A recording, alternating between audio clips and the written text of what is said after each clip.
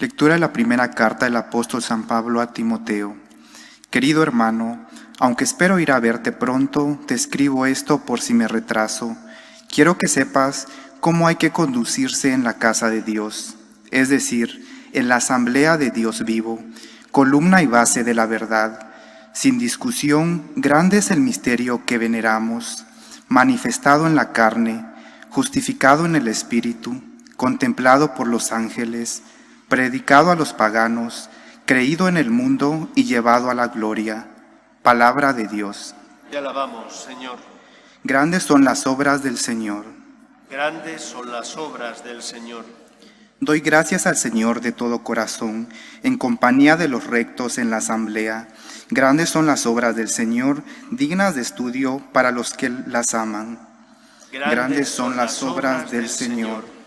Esplendor y belleza son su obra, su generosidad dura por siempre. Ha hecho maravillas memorables, el Señor es piadoso y clemente. Grandes son las obras del Señor. Él da alimento a sus fieles, recordando siempre su alianza. Mostró a su pueblo la fuerza de su obrar, dándoles la heredad de los gentiles. Grandes son las obras del Señor. Aleluya.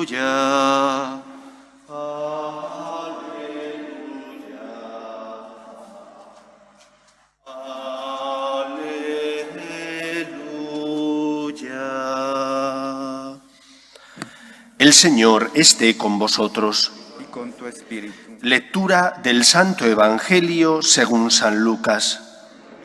Sí, Señor. En aquel tiempo dijo el Señor: ¿A quién se parecen los hombres de esta generación? ¿A quién los compararemos? Se parecen a unos niños sentados en la plaza que gritan a otros: tocamos la flauta y no bailáis. Cantamos lamentaciones y no lloráis. Vino Juan el Bautista, que ni comía ni bebía, y dijisteis que tenía un demonio. Viene el Hijo del Hombre que come y bebe y decís: mirad qué comilón y qué borracho, amigo de publicanos y pecadores. Sin embargo, los discípulos de la sabiduría le han dado la razón. Palabra del Señor. Gloria a ti, Señor Jesús. Cuando hablamos de la Virgen María, corremos el riesgo de irnos a uno de los dos extremos que se tocan, a pesar de que son extremos, se tocan. El extremo de pensar que la Virgen María ocupa un lugar tan excelso en el corazón del cristiano que poco más o menos ponemos a la Virgen a la misma altura que Cristo. María sería una diosa. Ese es un extremo.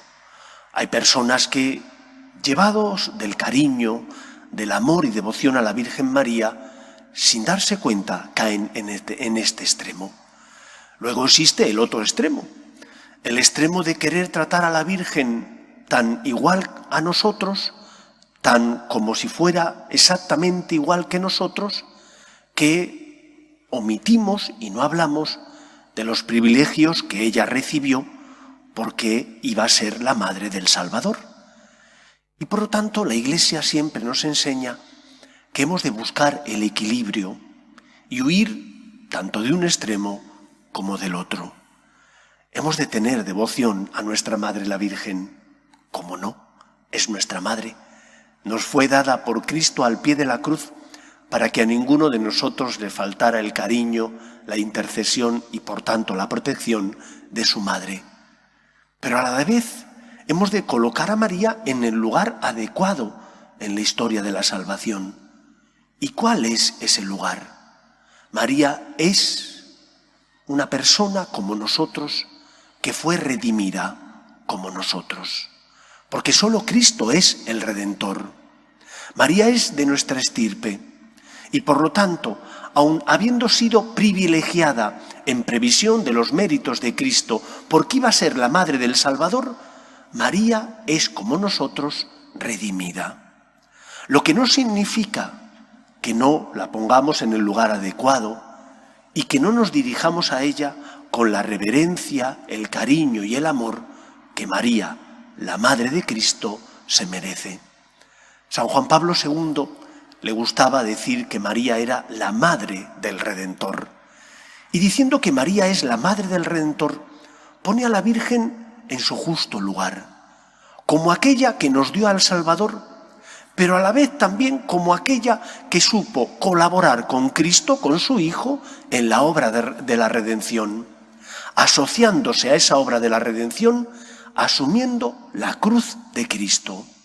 Ella no es la que redime, pero sí colabora con el Redentor, porque ella con su sí hizo posible que Cristo se encarnara. Ella no es la que redime, pero sí colabora con el Redentor teniendo ojos para ver la necesidad de los que sufren. Ella fue la primera que logró que Cristo hiciera el primer milagro, cuando en las bodas de Caná, viendo la necesidad de los novios, les dice: hijos, no tienen vino. Y cuando su hijo, siguiendo unas palabras de la Biblia, dice: mujer, todavía no ha llegado mi hora, ella le dice a los sirvientes: haced lo que él os diga. Y logra que Jesús haga el milagro, porque tiene misericordia. María se asocia a la obra de la redención, logrando que Cristo obre el primer milagro que ha quedado recogido en las Escrituras de su vida pública. Pero es que además María se asocia a la obra de la redención asumiendo la cruz de Cristo, cuando al pie de la cruz, como madre, no podía faltar a su Hijo, pero a la vez nos adopta a nosotros como hijos.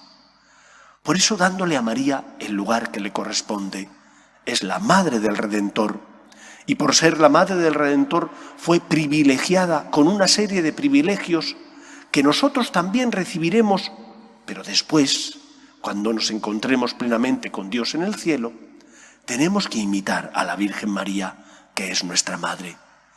Imitar a la Virgen María por su finura espiritual. En primer lugar, por su certeza de que Dios cumple siempre su palabra. María no comprendía los planes del Señor. María no entendió aquello que el ángel Gabriel le reveló de que iba a ser la madre del Salvador, pero se fió de Dios, porque le habían enseñado que Dios es el Señor, que Dios tiene derechos y que nosotros como criaturas tenemos deberes para con Dios. En segundo lugar, María, cuando no entendía los planes de Dios, porque vio que su hijo era perseguido, no desesperó, porque sabe que Dios cumple su palabra. Y por lo tanto nosotros en los momentos difíciles, cuando no comprendemos los planes de Dios, como María tenemos que hacer un acto de fe, diciendo: Señor, tú eres el Señor, yo soy tu siervo, me fío de ti. Y en tercer lugar, María, transida de dolor, puesto que esa espada había traspasado también su alma, sin embargo, dejó a un lado su dolor para hacer aquello que el Señor le pedía, porque se fió de Dios, nos aceptó como hijos. Las que sois madres podéis comprender lo que sufrió la Virgen María. Posiblemente los hombres no tengamos esa finura espiritual ni esa delicadeza que tenéis las mujeres para comprender el sufrimiento. María sufrió, puesto que la espada que traspasó el costado de Cristo también traspasó su corazón, y sin embargo aceptó, sin comprender y con dolor, lo que su Hijo le pedía, porque el amor llenaba su corazón. Aprendamos nosotros también a fiarnos de Dios, aun en los momentos de cruz más duros y difíciles, cuando no comprendemos los planes de Dios, cuando la cruz llama a la puerta de nuestra vida y traspasa nuestro corazón. Aceptemos lo que el Señor nos pide, porque solo Cristo es el camino que nos lleva a la vida. Y recordemos en esos momentos aquello que Pedro le dijo a Jesús: Maestro, ¿a quién vamos a acudir? Solo tú tienes palabras de vida eterna. María siempre aparece asociada a la obra de la salvación al lado de Cristo, porque su fe la sostuvo, porque su fe le hizo colaborar con Dios en la obra de la salvación, porque su fe le hizo aceptar el misterio del dolor sin comprenderlo, pero fiándose del Señor, de aquel que es el Dios bueno y que sabe, ella lo sabía, que cumple siempre su palabra. que seamos buenos hijos de la Virgen María. No solo alabemos a la Virgen, también la imitemos en su fe, en su constancia, en su entrega, en ese asociarse a la obra de la salvación, asumiendo las cruces de la vida que el Señor permite y que nos ayudan a colaborar con Él en la obra salvífica. Que el Señor llene nuestro corazón de su amor y de su esperanza.